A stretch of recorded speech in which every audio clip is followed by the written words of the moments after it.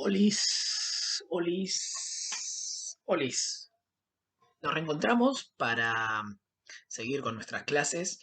En el día de hoy lo que vamos a ver es algo que hemos titulado Crisis y Nacionalismo en América Latina. Para ser más preciso, lo que vamos a abordar es cómo, partiendo de la prolongada crisis que la dominación oligárquica experimenta en América Latina en los primeros desde principios del siglo XX y hasta la década del 30 inclusive, cómo comienzan a surgir eh, nuevas alternativas que finalmente van a ser alternativas superadoras de la dominación oligárquica, más allá de los problemas que esta alternativa va a enfrentar posteriormente y va a terminar llevando a su fracaso o su modificación según eh, en la sociedad en la que nos concentremos o pongamos el ojo. Eh, el camino que lleva desde la crisis, prolongada crisis de la dominación oligárquica, hasta el surgimiento de, o el ascenso al poder de movimientos nacionalistas que a partir, o sobre la base de una nueva alianza social, una nueva alianza entre distintas clases sociales, va a llevar adelante un programa de gobierno, un programa político, o mejor dicho, un proyecto de nación distinto y que establece un antes y un después con respecto a lo que había sido el largo periodo de la dominación oligárquica desde mediados del siglo XIX, más o menos 1860 por ahí, hasta 1930, un poco antes, un poco después, según el caso. Es un proceso de crisis y es un proceso que da lugar a un proceso de reforma bajo una serie de gobiernos nacionalistas. Ahora, para poder ver esto, tenemos que volver sobre el problema de la crisis de la oligarquía. A eso nos referimos cuando hablamos de crisis. Crisis que va a tener distintos momentos. Desde principios de siglo, en primer lugar, la dominación oligárquica desde principios del siglo XX, o sea, desde más o menos el 1900, había empezado a ser crecientemente cuestionada por dos grandes sujetos, dos grandes movimientos. Uno era el del liberalismo reformista. En algunos lugares de América Latina, por ejemplo en Argentina, se lo conoció como el radicalismo.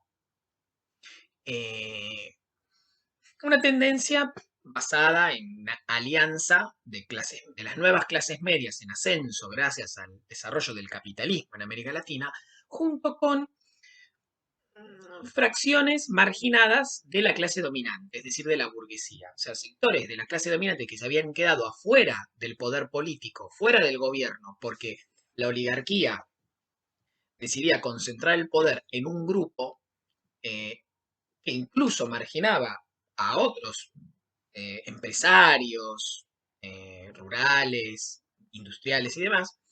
Estos sectores que se quedaron afuera empiezan a aliarse políticamente con las clases medias en ascenso para llevar adelante un nuevo programa político, una nueva propuesta política. Se concentraba en hacer una reforma del sistema político, sobre todo una reforma electoral, que permitiera acabar con el fraude y con todos los mecanismos mediante los cuales la oligarquía lograba concentrar el poder y perpetuarse en él, eh, y de esa manera permitir que las mayorías puedan expresar su voluntad de verdad,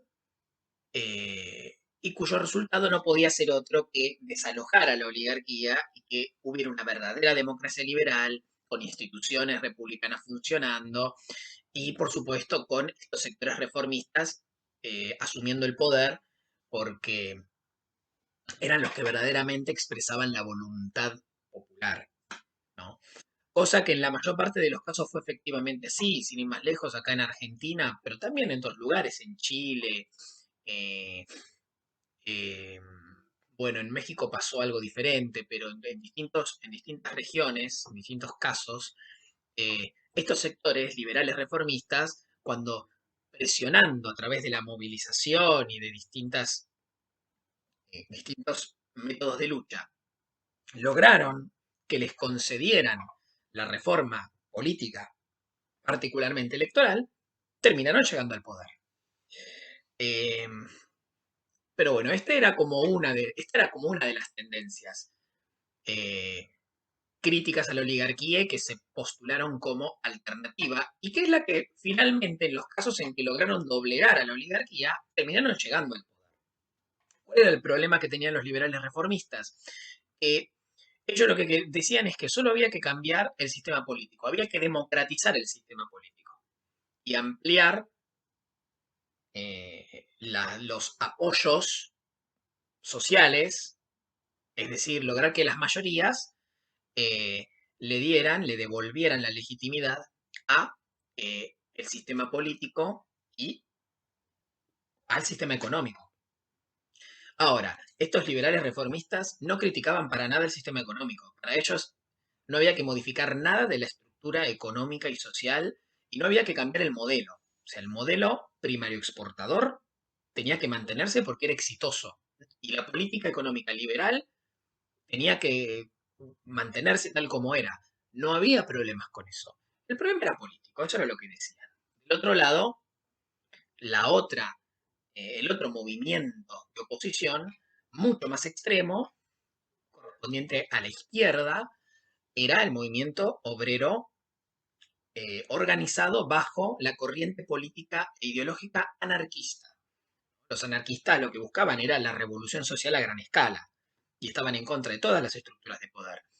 Estado, de los partidos políticos, de, por supuesto, el capital, o mejor dicho, el empresariado, la empresa como forma de organización de la economía y demás, estaban en contra de las relaciones de explotación, estaban en contra de de las religiones institucionalizadas, o sea, estaban en contra de la iglesia, de cualquier iglesia, estaban en contra de todo tipo de estructura de poder que para ellos representara jerarquías, desigualdad y demás, e iban por la revolución socialista a gran escala para establecer una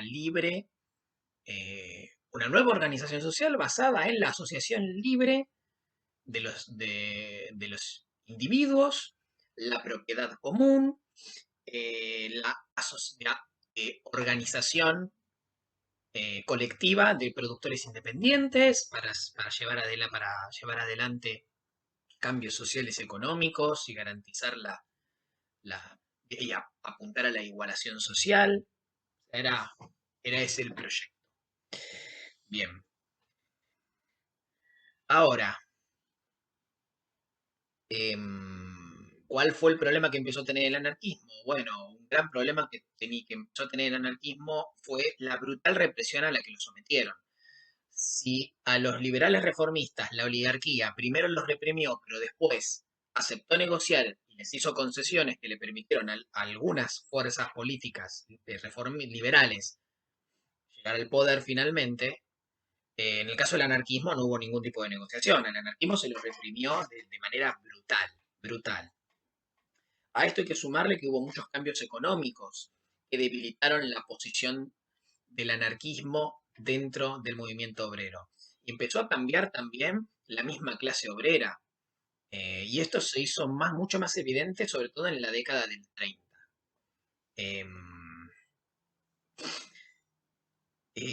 esto fue, este cambio en la composición de la clase obrera, primero que se hizo mucho más grande, digamos, creció en tamaño, pero por otro lado también cambió la manera en que internamente estaba compuesta, donde comienzan a ser más importantes, sobre todo en los años 30, los sindicatos de industria, eh, y por otro lado va a haber cada vez menos peso de las viejas tradiciones ideológicas que habían traído los inmigrantes, porque los mismos trabajadores ya, eh, ya la composición deja de ser mayoritariamente de inmigrantes y empiezan a ser los hijos de los inmigrantes o trabajadores trabajadores rurales que se iban de un campo, de una economía agraria en crisis para trabajar a la ciudad. O sea, cambia la composición de la clase obrera y esto da lugar a la aparición de eh, tendencias ideológicas menos revolucionarias, menos insurreccionales, eh, que si bien se mantenían dentro de la izquierda, seguían siendo de izquierda, ya eh, aceptaban más la posibilidad de que el Estado interviniera para arbitrar en los conflictos, para mediar, y aceptaban negociar con el empresariado para mejorar las condiciones de existencia, materiales de existencia de los trabajadores, tratando de reducir el nivel de conflictividad, de no ir directamente al enfrentamiento abierto, que era lo que muchas veces generalmente proponía el anarquismo. En todo caso, los que seguían manteniendo la esperanza de una revolución decían, sí, bueno, en última instancia apostamos a la revolución dentro de mucho, algún día. Mientras tanto, veamos cómo mejoramos las condiciones de los trabajadores, porque si no, vamos de represión en represión y no van a terminar, eh, y no vamos a ningún lado y vamos a perder el apoyo finalmente de trabajadores que lo que quieren es vivir mejor y la mayor parte de ellos, listo. Eh, pero bueno, también finalmente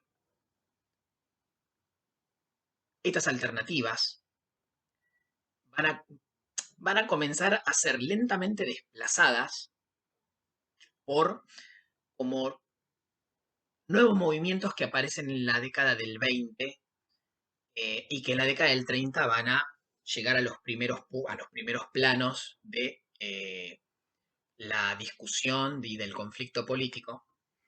El liberalismo reformista, por su parte, va a llegar al poder en muchos lugares en la década del 10, en algunos casos en la década del 20. Con lo cual ya deja de ser un movimiento opositor para ser parte de, el sistema político y estar incluso en el gobierno. El anarquismo, por su parte, va a perder empuje por la represión y por los cambios que experimenta la clase obrera. Entonces va siendo desplazada lentamente por la socialdemocracia y por el comunismo, que van a partir de la década del 20, tener cada vez más importancia en la organización de los trabajadores. Ahora, la verdadera novedad, la gran novedad que va a haber en la década del 20, es la aparición de movimientos nacionalistas, antioligárquicos y antiimperialistas, ¿no?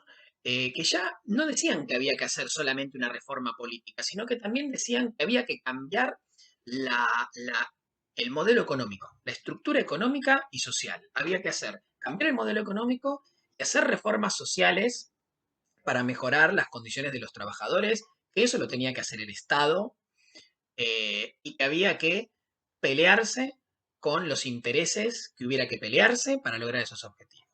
Al principio, estos movimientos van a ser minoritarios, van a estar integrados por militares, militares nacionalistas, que en ese momento eran minoritarios todavía, intelectuales de clase media y estudiantes universitarios. eh, pero bueno, poco a poco iban a tener cada vez más predicamento, más apoyo, y esto va a ser como el germen de los movimientos, de los amplios movimientos nacionalistas de la década del 30, que del 30 al 40 van a terminar llegando al poder en muchos casos, sobre todo en los países más grandes como Argentina, Brasil y México. Eh, pero bueno, antes de pasar al análisis del itinerario del nacionalismo y del proceso reformista que emprende el nacionalismo en América Latina, vamos a hacer una interrupción y bueno, en una segunda parte lo hacemos. En América Latina, en la década del 30, asistimos a una crisis general de la misma manera que en el resto del mundo. América Latina acompaña la tendencia general a la crisis, digamos, a la crisis de la sociedad, del sistema político, de la dominación política y de el modelo económico tal como se venía desenvolviendo desde el siglo XIX. Hay una crisis general. eh, y es una crisis aguda, y América Latina va a tener su versión regional de esa crisis. Va a haber crisis de los partidos políticos tradicionales, va a haber inestabilidad política, ¿no? Esto va a dar lugar a la primera oleada de golpes de Estado perpetrados por militares, o sea, y la aparición de las Fuerzas Armadas como un sujeto y político importante en el sistema de dominación. Aparece por primera vez los militares aparecen en los primeros lugares de la escena como protagonistas. Hay un fuerte retroceso de la democracia liberal para pasar a dictaduras y oligarquías. O sea, hay una restauración de la dominación oligárquica en muchos países. Se da el ascenso de nuevos líderes autoritarios, en varios casos, y en particular, en el caso de Centroamérica, hay un crecimiento de la intervención de Estados Unidos en la política interna de varias sociedades. Insisto, esto se va a dar fundamentalmente en Centroamérica. Pero bueno, en las siguientes décadas vamos a ver una creciente intervención de Estados Unidos, sobre todo después de la Segunda Guerra Imperialista y el, el, el surgimiento del conflicto directo, del conflicto con la Unión Soviética, conocido como Guerra Fría. Vamos a ver que Estados Unidos va ampliando su campo de intervención en el continente.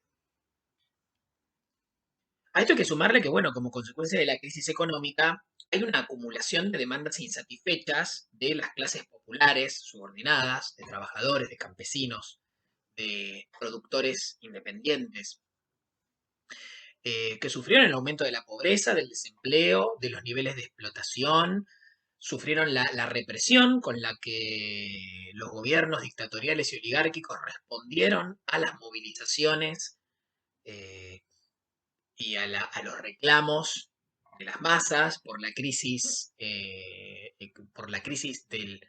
la económica y de las políticas económicas liberales. Eh, digamos, esta situación de crisis general alentó en algunas sociedades el ascenso de el nacionalismo reformista como una nueva opción política, de ser un movimiento de grupos minoritarios, sobre todo de militares e intelectuales y estudiantes. Estos movimientos van a lograr una base de masas, un apoyo popular mucho mayor que en muchos casos les va a permitir llegar al gobierno, ¿no? Eh, los factores clave para su ascenso, el factor clave para su ascenso al poder fue el apoyo, sobre todo el apoyo de los obreros y los campesinos, o sea, de esta clase obrera que iba creciendo en tamaño y del campesinado que tenía demandas insatisfechas históricamente, ¿no? Ya desde el siglo XIX, como consecuencia de la concentración de la propiedad de la tierra por parte de la burguesía agraria, ¿no? De los empresarios rurales ligados a la oligarquía. A- a- em, También otro factor clave del crecimiento del movimiento nacionalista es que la influencia de de la, de los militares nacionalistas, de ideología nacionalista dentro de las Fuerzas Armadas en distintas sociedades, va a aumentar. De ser un grupo minoritario, los militares nacionalistas se van a convertir en una facción importante de las Fuerzas Armadas en todos los países. Eh, y después, por supuesto, tenemos la crisis de la dirigencia política de los partidos tradicionales, que van a empezar a dividirse y enfrentarse y perder la unidad que habían tenido durante las décadas anteriores. Eh, ¿En qué consistía el proyecto del nacionalismo reformista? O sea, si tenemos que sintetizarlo, bueno, el proyecto de reforma de los movimientos nacionalistas tenía tres pilares: político, económico y social. A nivel político, ¿no? Se trataba de avanzar en la democratización del sistema, integrando a las clases populares subordinadas. Ya no se trataba de hacer simplemente una reforma electoral para que hubiera elecciones libres y transparentes, sin fraude, sin violencia, No, se trataba de integrar eh, a todos los sectores que todavía seguían marginados, pero por cuestiones sociales. Eh, pero además también se trataba de integrarlos al sistema a través de la organización y de la movilización. No que simplemente fueran a votar. Porque a la gente le decías, a buena parte del pueblo, vos le decías, bueno, vayan a votar, y mucha gente seguía sin ir a votar, o iban a votar y después se desconectaban de lo que sucedía en la sociedad y con la política nacional. Ahora, lo que van a tratar los movimientos nacionalistas de hacer es de eh, convencer a las masas, a las clases populares, de que la política no es solamente ir a votar. La política también es organizarse en asociaciones, en sindicatos, digamos, y afiliarse a los partidos políticos.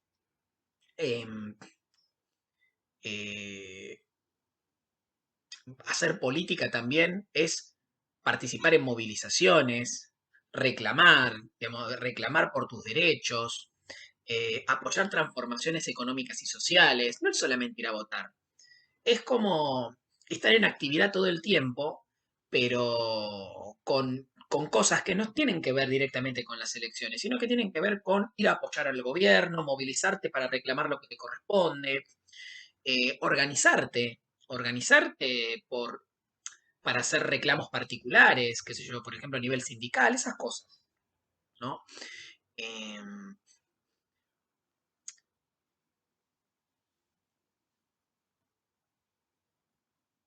¿En qué consistía la reforma social?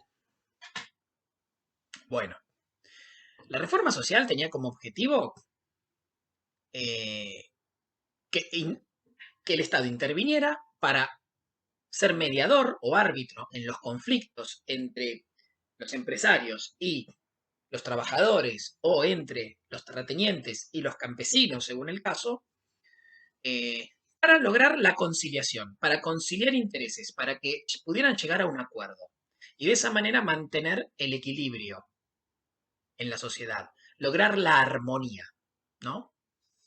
Para eso, por supuesto, el Estado tenía que regular las relaciones sociales entre las clases dominantes y las clases populares, ¿no? Y a las clases populares tenía que protegerlas a través de el reconocimiento de sus organizaciones, sobre todo los sindicatos, y la aprobación de leyes sociales progresistas. Por ejemplo, eh, leyes que garantizaran los derechos de los trabajadores y los protegieran ante cualquier abuso de los empresarios.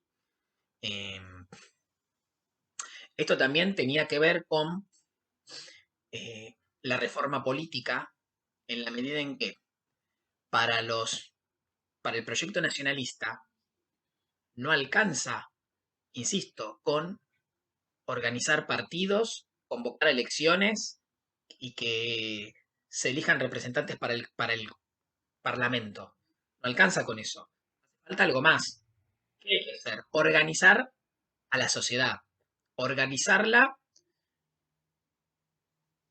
eh, de manera tal que, además de la las elecciones y la participación política en el Parlamento, haya otros mecanismos institucionales para que las clases populares, pero también las clases dominantes, puedan hacerle reclamos al Estado, negociar y concretar sus intereses o alcanzar acuerdos, ¿no? O sea que además de la política partidaria y parlamentaria, tiene que haber organización corporativa. Tiene que haber mecanismos corporativos para alcanzar acuerdos y hacer política. Las corporaciones más importantes, teniendo en cuenta que en América Latina estamos hablando de sociedades capitalistas, son las asociaciones empresarias del lado de la clase dominante y del lado de las clases populares, en el caso de la clase obrera, los sindicatos. corporaciones que representan a los trabajadores. En el caso de los campesinos depende, ¿no? Había distintos tipos de forma de organización, algunos en sindicatos, otros en comunidades, depende. Pero la idea era que hubiera que esta organización corporativa de la sociedad fuera un complemento, acompañara prácticamente en igualdad de condiciones a la política partidaria y parlamentaria tradicional que había en una democracia liberal. Finalmente, a nivel económico, ¿qué reforma se buscaba? Bueno, reformas que cambiaran digamos, la estructura económica, la estructura de acumulación y permitieran que la nación lograra un desarrollo capitalista autónomo. O sea, un desarrollo capitalista que no fuera dependiente del capital extranjero, de el sistema mundial, sino que tendiera a la autosuficiencia, ¿no? Y que pudiera mantener un nivel de autonomía, de independencia con respecto al sistema mundial considerable. Por eso había que abandonar las políticas económicas liberales por la planificación estatal.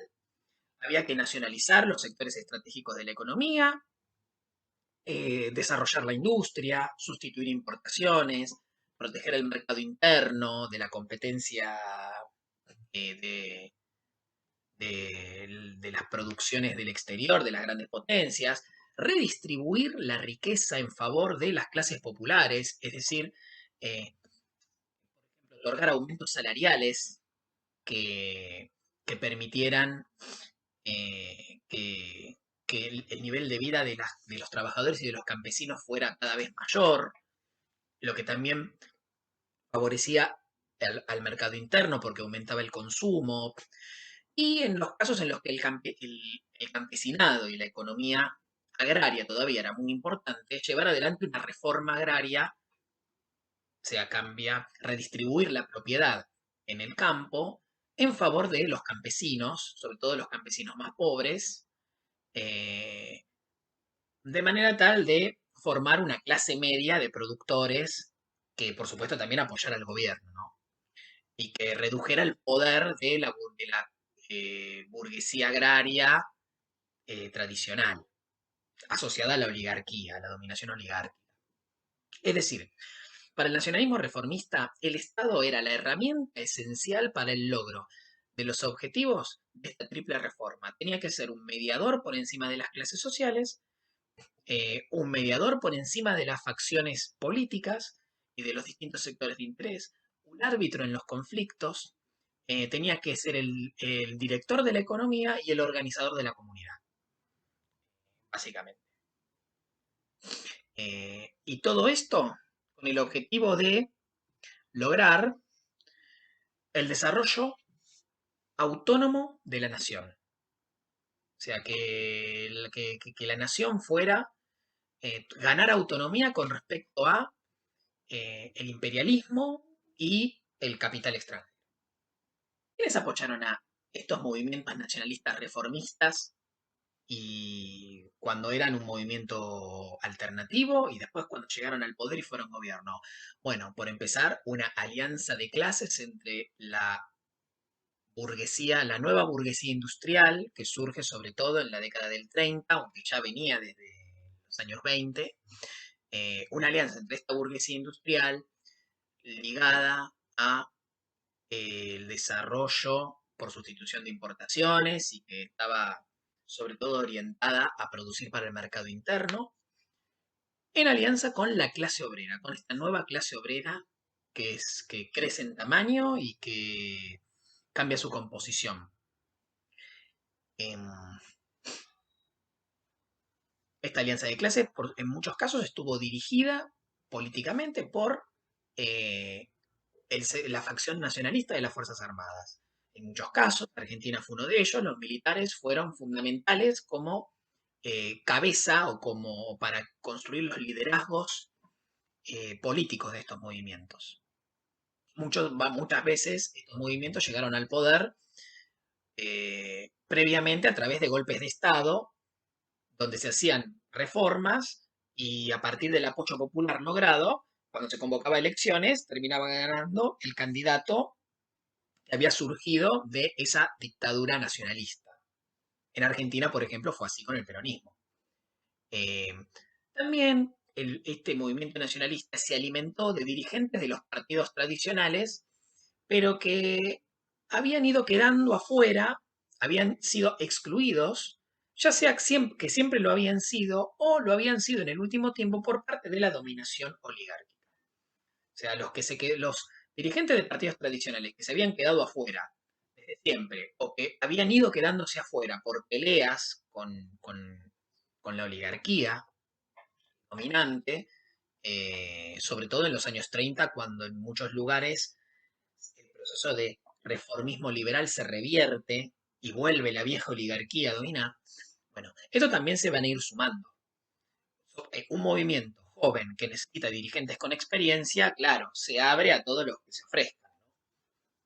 Bueno, finalmente, en el caso de las sociedades donde la economía agraria y el campesinado eran importantes, eh, bueno, el apoyo, la movilización del campesinado va a ser importante, ¿no? Los movimientos nacionalistas van a tener como un perfil más eh, agrarista. Bien. Ahora, ¿en qué consistió la ideología de de este nacionalismo?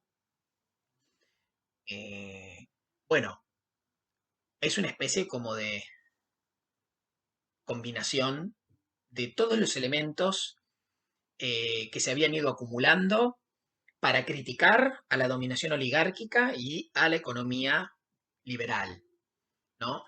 Es una ideología eh, compuesta por supuesto, el nacionalismo, o sea, la afirmación de la nación frente a los de afuera, a lo externo, ¿no? Con un intervencionismo del Estado en la economía, el industrialismo, el reformismo social para mejorar las condiciones de vida de los trabajadores y los campesinos, ¿no? Eh, el agrarismo, en los casos en los que la economía agraria y el campesinado eran importantes, el corporativismo, esta idea de que a las masas hay que organizarlas, porque la nación tiene que ser como una especie de gran comunidad eh, armónica, y por supuesto el antiimperialismo, ¿no? O sea, la desconfianza hacia las grandes potencias, ya sea Gran Bretaña o Estados Unidos, el que sea, pero la desconfianza hacia las grandes potencias, frente a las cuales la nación tiene que autoafirmarse, fortalecerse, ganar independencia. Eh, ¿Sus objetivos cuáles eran? O sea, dentro de la ideología, ¿qué objetivos se imponía? Bueno, algo ya lo vimos, construir una democracia social que integrada, organizada, que reemplazara la democracia liberal individualista que no se preocupaba por las condiciones de vida de las masas, de las mayorías. Promover un desarrollo capitalista autónomo y humanizado, esta idea de que había que humanizar al capital. O sea, el capital explotador e insensible tenía que ser humanizado. Para eso tenía que intervenir el Estado, para darle humanidad a un capitalismo donde los empresarios hacían lo que querían y no les importaba nada. Como que el Estado interviene para poner equilibrio, ¿no? Para lograr la armonía, para conciliar. Bien. Posteriormente, con la Segunda Guerra Imperialista, su fin y el inicio del conflicto entre Estados Unidos y la Unión Soviética, es decir, entre el capitalismo occidental y el socialismo soviético, los nacionalismos de América Latina se van a posicionar como diferentes a los dos, ¿no? Como una especie de alternativa, una vía intermedia e independiente, que no se la jugaba por ninguno de los dos, sino que trataba de tener un camino distinto y propio, adecuado a la realidad eh, de la región, ¿no? Y de cada país. Em, ¿Qué balance podríamos hacer de esta experiencia de los nacionalismos latinoamericanos de los años 30, 40 y hasta 5 años 50? Bueno, sin lugar a dudas, fueron un gran avance en la democratización política, en el desarrollo económico y en la igualación social eh, de las sociedades latinoamericanas. Digamos, la clase obrera y el campesinado eh, tuvi- mejoraron considerablemente sus niveles de vida y sus derechos. Conquistaron muchos derechos. Sin embargo, hay una serie de límites que no pudieron superar y que terminaron provocando su agotamiento y finalmente su caída, en todos los casos. En primer lugar, sus reformas económicas y sociales nunca apuntaron a cambiar radicalmente la estructura dependiente del sistema capitalista. O sea, no cuestionaban el sistema, digamos, no cuestionaban el sistema capitalista, ni siquiera cuestionaban el poder de los empresarios. Simplemente lo que decían es que querían desarrollar un capitalismo más autónomo, más humano, menos desigual, pero nunca quisieron, digamos, instalar un sistema nuevo, totalmente distinto, donde se destruyera la clase dominante, se la expropiara y gobernaran los trabajadores y los campesinos. No, no querían eso. Lo que querían era que el Estado interviniera para mantener un equilibrio, para que para repartir un poco más, para que no hubiera tanta desigualdad. No se cuestionaba ni el sistema capitalista, ni a los empresarios, ni la propiedad privada, ni nada. Eh, Fueron movimientos reformistas, no fueron revolucionarios. Em,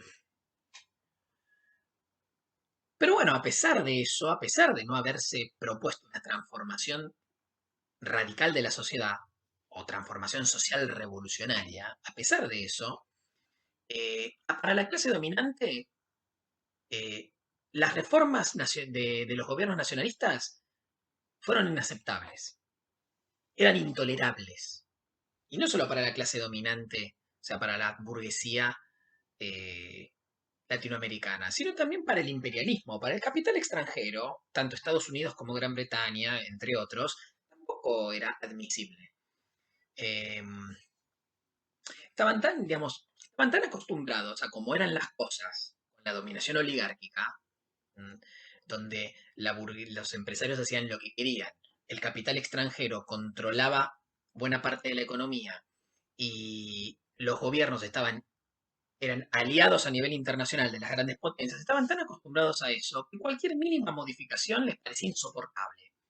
Esto es inadmisible. ¿Cómo es esto de redistribuir la riqueza?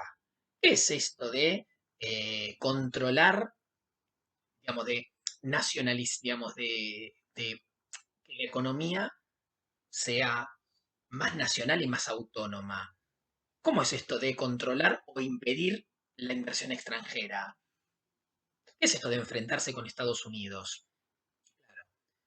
Hicieron, apostaron al desgaste, desgastarlos para poder aprovechar un momento de debilidad que tuvieran los gobiernos nacionalistas y derribarlos, generalmente a través de golpes de Estado, ¿no?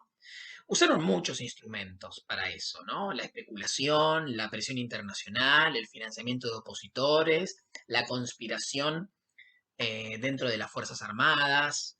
Intentaron todo. No hubo herramienta que no probaran para desgastar a los gobiernos nacionalistas y generar su caída. Eh, una vez caídos los gobiernos nacionalistas, eran reemplazados, por supuesto, por dictaduras militares, apoyadas por la clase dominante, que buscaron, con una suerte desigual, revertir el proceso de reformas sociales que se había llevado adelante eh, y, por supuesto, implementar o restaurar una política económica liberal.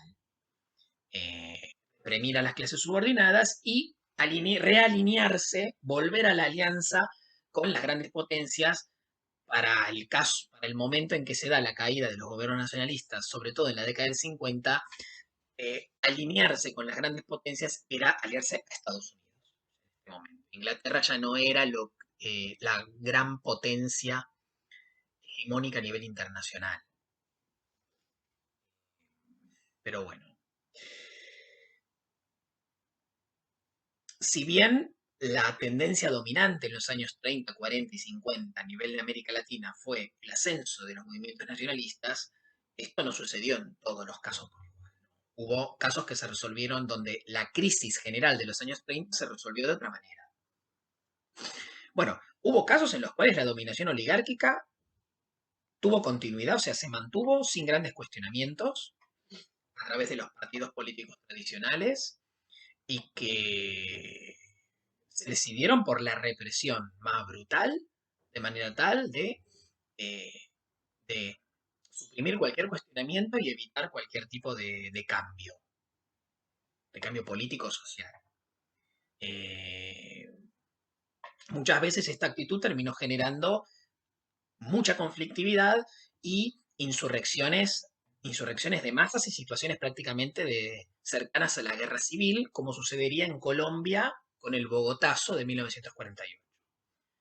En otros casos, los partidos tradicionales fueron como más vivos, hicieron un pacto para poder conservar el poder, eh, alternándose los gobiernos. Algo así como durante 4 años gobierno yo, hacemos elecciones, ganas vos, y gobernás 4 años vos, después vuelvo yo, como que nos vamos alternando para gobernar. eh, Formamos, cuando hay situaciones de crisis, formamos gobiernos de unidad, nos aliamos los dos partidos y gobernamos, nos dividimos los cargos del gobierno y gobernamos los dos un tiempo y después volvemos a armar elecciones. Hacemos algunas reformas para democratizar el sistema político, algunas mínimas reformas sociales, hacemos pequeños cambios para que nada cambie, ¿no?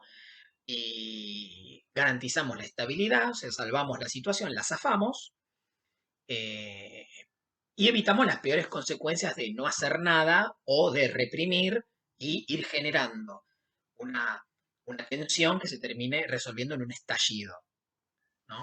Esos fueron los casos de Venezuela, de Chile y de Uruguay, donde los partidos tradicionales en este sentido fueron muy hábiles, hicieron alianzas que permitieron décadas de estabilidad y donde no hubo como gobiernos eh, nacionalistas o los gobiernos nacionalistas que hubo duraron muy poco y fueron reemplazados por elecciones y no hubo grandes problemas.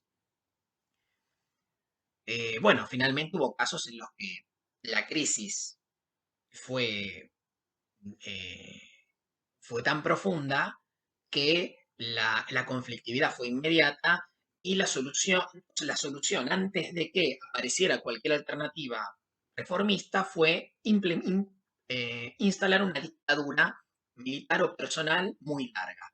Este fue el camino, sobre todo de Centroamérica, ¿no? Dictaduras caracterizadas por la constante represión, empezando con lo que íbamos a conocer más adelante como el terrorismo de Estado, la alianza incondicional con Estados Unidos, la extranjerización total de la economía por parte de las grandes empresas monopólicas internacionales, la monoproducción agrícola para exportación y la perpetuación en el poder político y económico de las familias tradicionales de la burguesía agraria, ¿no?